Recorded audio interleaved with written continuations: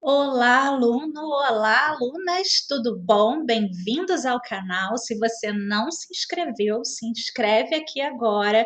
Me siga nas redes sociais, no Instagram, Prof. Cristiane, e no Facebook, Professora Cristiane Sena, tá bom? Assim como tá no canal. Cristiane com CH, Sena com dois N's. Então, minha gente, fiquem até o final da aula, que esse conteúdo é um conteúdo importantíssimo. Tanto é que nós vamos dividi-lo em três partes, porque ele é trabalhado, ele é transversal para várias disciplinas, né? Ele é importante no conteúdo de história, ele é importante em geografia, ele é importante no conteúdo de humanidade, sociologia, filosofia. Ele também é muito importante para ser trabalhado em tema de redação do Enem. E além de ser uma aula para a sua vida, tá bom? Então fique até o final, fica comigo que a gente vai descomplicar, a gente vai falar de coisas muito sérias, a gente vai falar de filosofia, a gente vai falar de sociologia, a gente vai falar de antropologia e a gente vai falar de história. Tudo junto e por isso a gente dividiu em três aulas. Não fique nervoso. 3 terças-feiras, tá bom? Terça-feira, 18 horas, tô doida. 18 horas, aula para o Enem aqui no canal, tá bom? Você já sabe, se você já me segue, se não me segue, tô avisando. Então vamos lá, gente. Vamos começar o tema de história do Brasil falando sobre os povos indígenas e essa complexidade que são os povos indígenas, não só brasileiros, mas aqui a gente está falando de povos indígenas no geral do continente americano, tá bom? Na próxima aula, na parte 2, a gente vai falar dos povos indígenas brasileiros. Mas aqui a gente vai falar de um contexto mais antropológico, mais sociológico e mais historiográfico, digamos assim. Essa aula é um pouco mais no tema de humanidades e também é assim, importante para a sua redação do Enem se cair esse tema. Então vamos lá. Quando a gente fala de povos indígenas, quando a gente fala da história dos povos indígenas, é inevitável a gente pensar como é que essa história foi construída, como é que nós falamos dos povos indígenas no conteúdo de história, no conteúdo de geografia, nos jornais, na TV, nas nossas conversas com os nossos amigos, com os nossos familiares. Como é que a gente trata, qual é o nosso olhar sobre esses povos, né? E aí vou usar um tema chamado eurocentrismo. E esse é um tema muito importante, né? Guardem essa palavra, ela pode ser usada por você em redações, ela pode ser usada em outros temas também. É um termo que a gente usa na história, a gente usa na sociologia, né? A gente usa na filosofia, a gente usa em humanidades de uma forma geral. E o eurocentrismo nada mais é do que um sistema ideológico da onde faz com que nós enxerguemos a cultura europeia como uma cultura mais importante, mais elitizada diante das outras culturas do mundo. Até hoje, a pessoa que viaja para a Europa, ela tem mais status do que a que viaja para outro lugar. Olha como isso está tão arraigado na nossa mente, na nossa cultura, né, na nossa sociedade. Então, se vê e durante muito tempo e até hoje, tá? Como eu estou dizendo, isso está arraigado dentro da gente. Até hoje, a gente vê as culturas que são muito diferentes da cultura europeia como algo inferior. Aquilo que não é cristão, aquilo que não é ocidentalizado, nós olhamos como inferior, porque essa é a cultura europeia padrão, é aquela que nos foi imposta na nossa colonização. E aí esse eurocentrismo, ele foi colocado para gente e nós internalizamos isso. Olha como isso é complicado, como isso é complexo. Então esse sistema de ideologia, ele também vai afetar a nossa forma de olhar esses povos indígenas. Porque durante muito tempo e até hoje, a gente vai olhar para essas culturas a partir do olhar da cultura europeia. A própria história, muitas vezes, só vai falar dos povos indígenas a partir do momento em que se estuda o descobrimento do Brasil. Descobrimento, entre aspas, tá bom? Então, só a partir do momento que o europeu chega ao continente americano é que muitos livros de história vão tratar do homem americano, do nativo do continente. E aí? Isso está certo? Não. Esses povos eles já existiam aqui no continente americano desde o período mesolítico, né? O povoamento do continente americano, as migrações para o continente americano datam do período mesolítico. Alguns historiadores defendem que aconteceram durante o Paleolítico, essas migrações. Nós vamos ver no próximo slide como foi feita essa migração. Então, esses nativos, esses indígenas que recebem esse nome justamente por conta do eurocentrismo, da referência europeia, de como o homem europeu olha a cultura diferente ou diferente e o nomeia de acordo com a sua referência, né? É o que está errado. A gente tem que mudar esse olhar. Tem que deixar de ter esse olhar eurocêntrico para o mundo, não só para os povos indígenas, mas para o mundo, né? O que é diferente não é inferior. Então, a forma como a gente estuda no colégio os povos indígenas, na grande maioria das vezes, é uma forma equivocada, né? Porque a gente vai estudar os povos indígenas a partir desse olhar europeu, o que é totalmente errado, né? Hoje eu já vejo muitos livros de história que tratam, graças a Deus, dos povos indígenas a partir dos livros do sexto ano, quando falam do período neolítico e paleolítico, quando falam da migração desses povos para o continente americano. Né? E aí a gente tem um outro olhar, né? Então a gente está vendo um avanço, pelo menos no nosso campo, no campo de humanas, para que haja essa conscientização e essa mudança. Mas se você observar nas conversas, a sociedade ainda tem esse olhar eurocêntrico, tá? E aqui são as teorias migratórias para o continente americano, que a maioria, né, das datações que nós encontramos, principalmente no Brasil, datam aproximadamente de 12 mil anos. A gente sabe que o ser humano não surgiu no continente americano, ele surgiu no continente africano e ele foi se deslocando, porque eram nômades, caçadores-coletores, por todo o mundo, povoando assim todos os continentes. E eles chegaram ao continente americano aproximadamente por volta de 12 mil anos, durante o período chamado de Mesolítico, que é entre o Paleolítico e Neolítico, quando ocorre a última glaciação do planeta.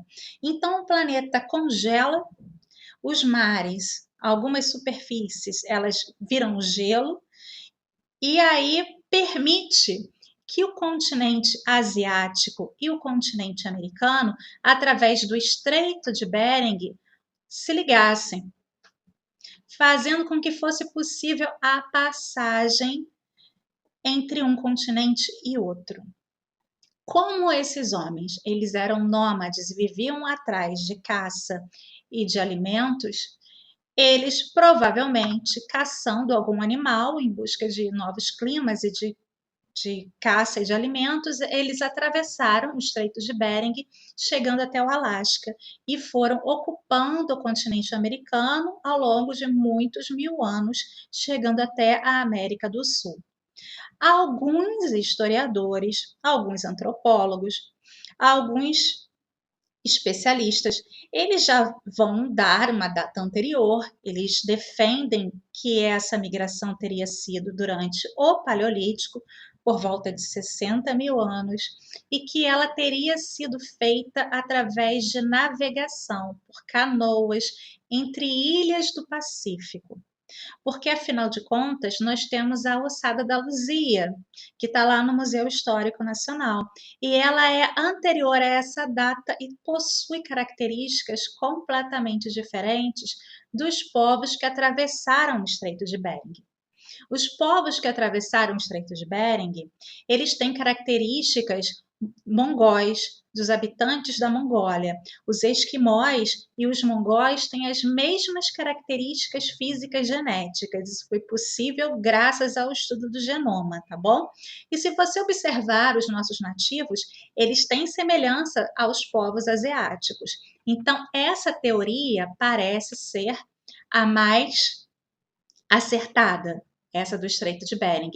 Porém, a Luzia não tem características asiáticas e, por isso, trouxe novos questionamentos. As características físicas da Luzia correspondem a dos povos nativos que habitavam a Oceania, que habitam até hoje, né? Tem características físicas semelhantes. E aí, então, a gente tem essa teoria de que foi uma navegação de canoas entre pequenas ilhas do Pacífico que chegaram até o continente americano, o sul do continente americano, pelo Pacífico, através de grupos pequenos, tá? Mas esses grupos acabaram não sobrevivendo, mas que chegaram. Mas os principais, o principal grupo que deu origem aos nossos nativos, são os oriundos do continente asiático. A gente percebe pelas características físicas dos nossos nativos.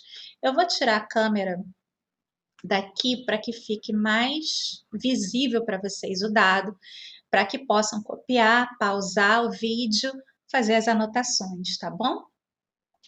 E agora no próximo slide,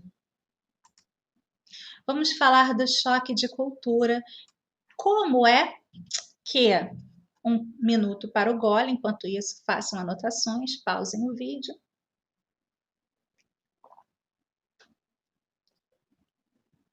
Como é que aconteceu esse encontro de culturas, esse encontro entre o europeu e os nativos, entre os povos nativos?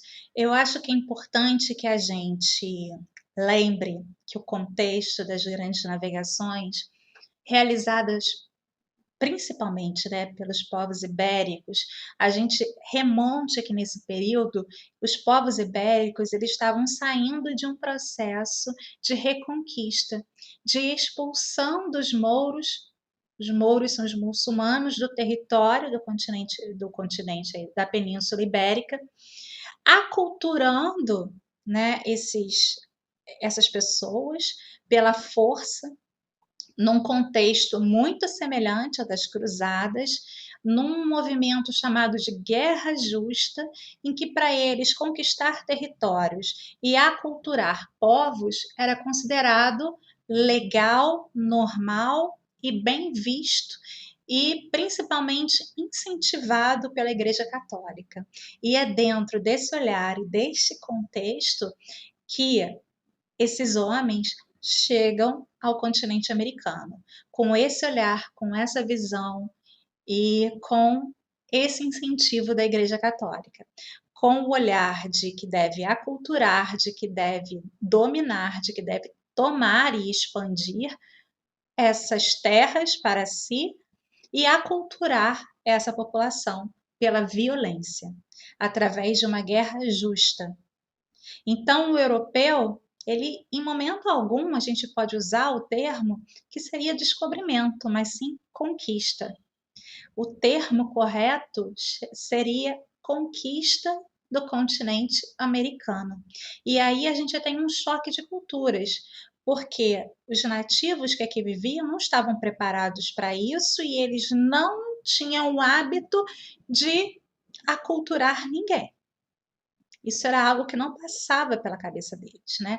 A cultura dos nativos era completamente diferente da cultura do homem europeu, que era de expansão, que era de dominação, que era de acumulação de bens, que era de riqueza, que vivia o modo mercantil, de metalismo e que queria ouro, e que queria prata e queria acumular riquezas e queria dominar outros povos e outras terras, o que não era comum para aquela população, para aquela civilização que não passava pela vida deles, pela história deles, pela cultura deles, algo parecido, né? Então houve um choque aí de culturas e de realidades muito grande, né? E com isso vai haver uma violência, como eu já disse anteriormente, uma violência cultural e uma violência física entre os povos nativos e o homem europeu. Então, o europeu, ele tenta não, ele consegue submeter todas as culturas diferentes da dele, impondo suas crenças, valores e modos de vida. E foi isso que ele fez no continente americano. Então, a gente tem um historiador chamado Todorov, que ele, em seu livro Conquista da América, ele vai colocar bem essa separação de diferença entre descoberta e conquista. Descobrir é ok, descobrir um continente novo. Então, eu quero descobrir, eu quero conhecer aqueles nativos, eu quero conhecer os povos que ali vivem, né? Eu quero descobrir, eu quero saber quem são, o que eles falam, o que é importante para eles, eu quero conhecer, eu estou descobrindo, é um primeiro encontro. Quando você está num primeiro encontro, você quer descobrir aquela pessoa, você quer tirar o véu daquela pessoa e conhecê-la. Isso é descobrir. Agora, conquistar é algo que usa de força e de violência.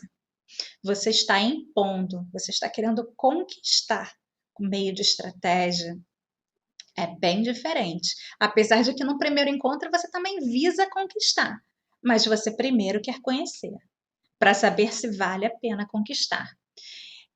Né? Então, o homem europeu, ele não quer conhecer, não interessa para ele conhecer, porque ele quer submeter a cultura dele a essa pessoa. Então, digamos que se fosse um primeiro encontro, seria um relacionamento abusivo, certo? No mínimo, no futuro, se a gente for comparar. Então, essa conquista é muito diferente do que, de fato, uma descoberta. Ele quer, na verdade, impor, ele está pouco interessado qual é a cultura daquele povo nativo, o que é importante para ele. Isso não faz a menor importância. O que interessa é o ponto de vista dele e o que ele quer e os seus interesses. Então, Todorov, ele usa uma frase que diz que Colombo não conheceu a América, mas reconheceu. O que isso quer dizer? A gente sabe que Colombo, de fato, ele não conheceu a América. Ele morreu sem saber que descobriu a América. Ele achava que tinha chegado na Índia. Tanto é que, para ele, como ele chegou na Índia, aqueles nativos que ele encontrou ali, né, na ilha onde ele chegou, no continente americano, ele chamou de índios, porque para ele estava na Índia. Então, nossos indígenas são indígenas e receberam o nome de índios, apesar de serem diversos, né? Uma cultura riquíssima. Temos astecas, incas, maias e temos os nossos nativos aqui, que são totalmente diferentes. Temos os povos marajoaras, que nem existem mais. Temos os tamoios, né? Então a gente tem vários povos indígenas espalhados e a gente não pode botar todo mundo no mesmo balaio, mas foi colocado, porque o homem europeu classifica de acordo com o que lhe interessa, de acordo com o que ele conhece. Então ele não conheceu, ele reconheceu de acordo com a sua referência.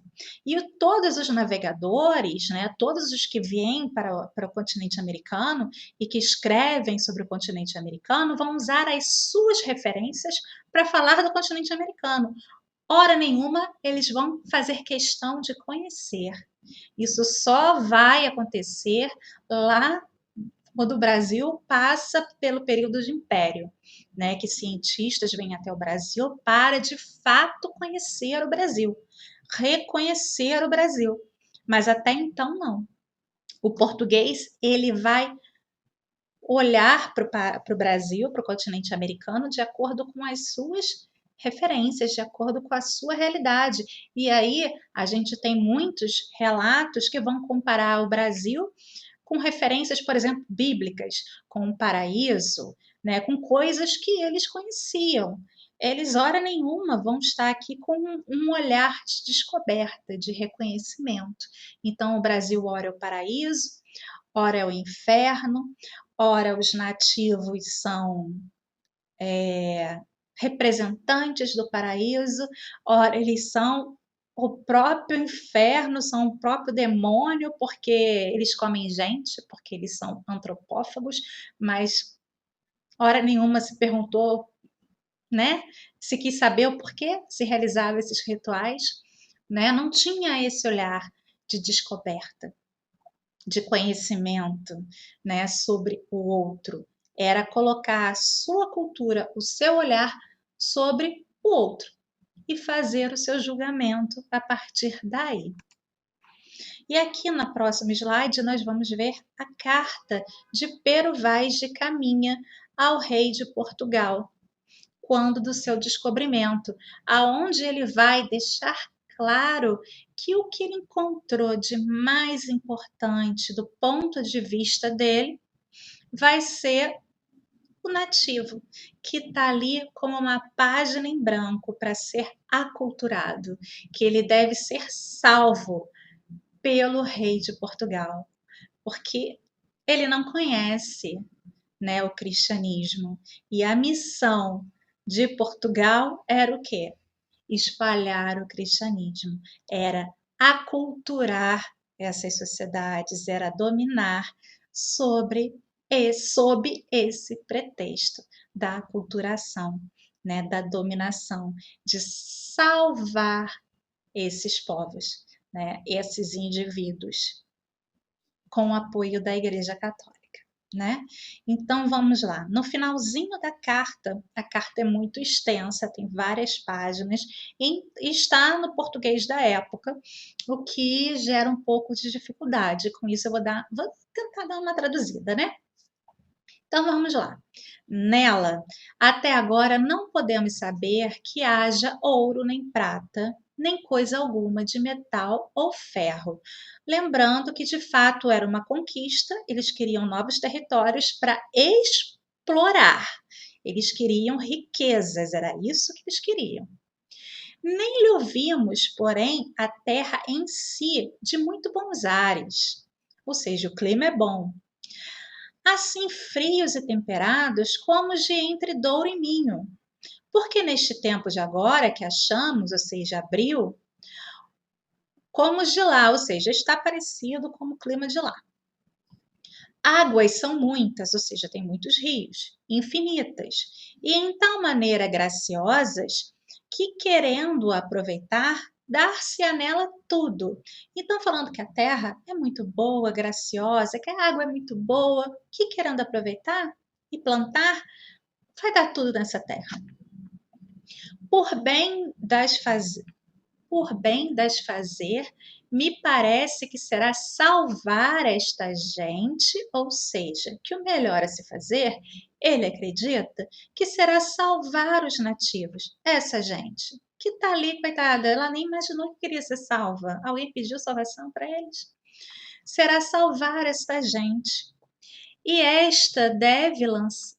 Em salvar esta gente, esta deve ser a principal semente que Vossa Alteza em ela deve lançar.